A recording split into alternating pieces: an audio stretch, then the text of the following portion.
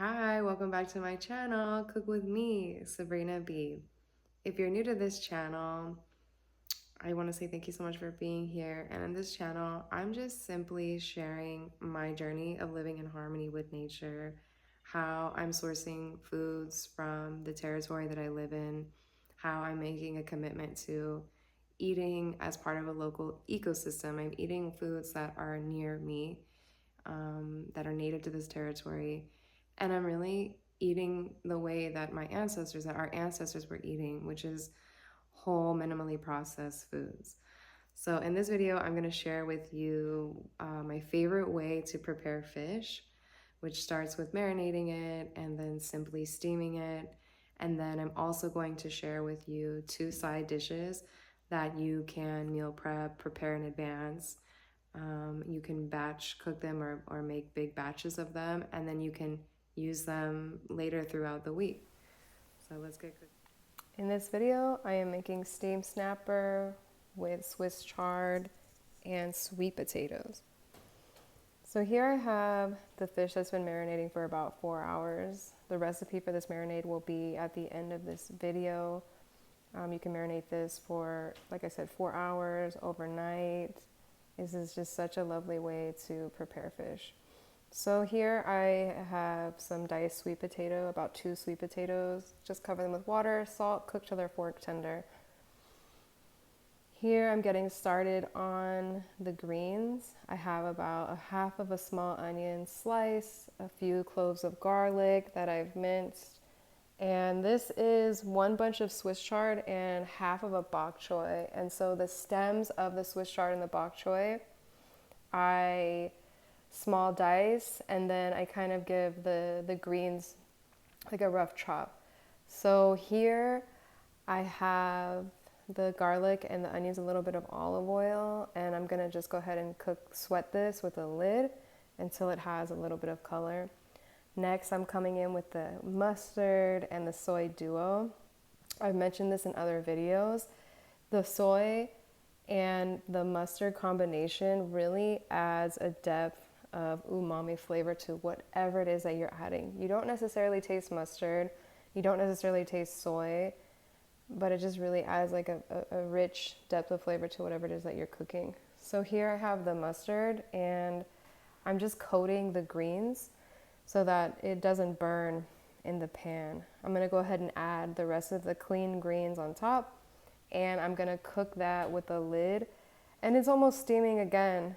And I just continue to cook, stir every once in a while until they're just nice and tender. And you're gonna see me cooking a lot with this red spatula. It's high heat resistant, and I love it because it just allows me to get like every bit of everything. So here I am adding the marinated fish into a completely cold pan. I have 0 heat on this pan, and I'm simply gonna cook this at a very low flame with a lid until it's fork tender. This proves to be the simplest way to cook fish.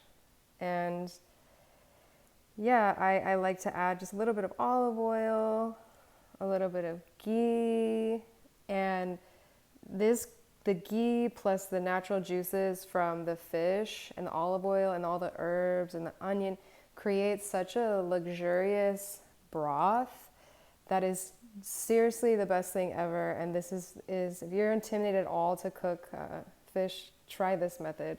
So here I have a little bit of ghee in a saute pan, and I'm just putting some sage leaves down at the bottom, and then I'm gonna add my sweet potatoes on top.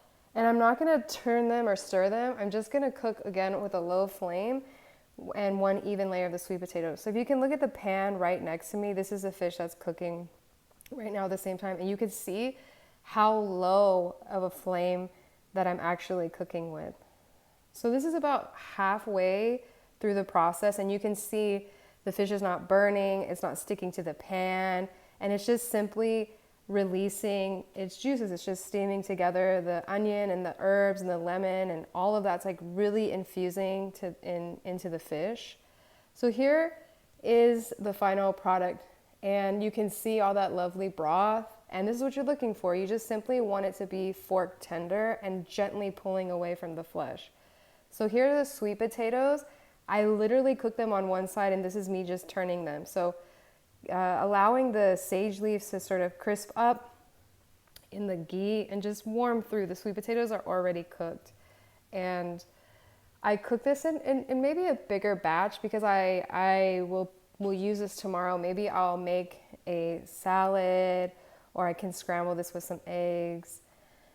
And so here we are plating up. We have our tender greens.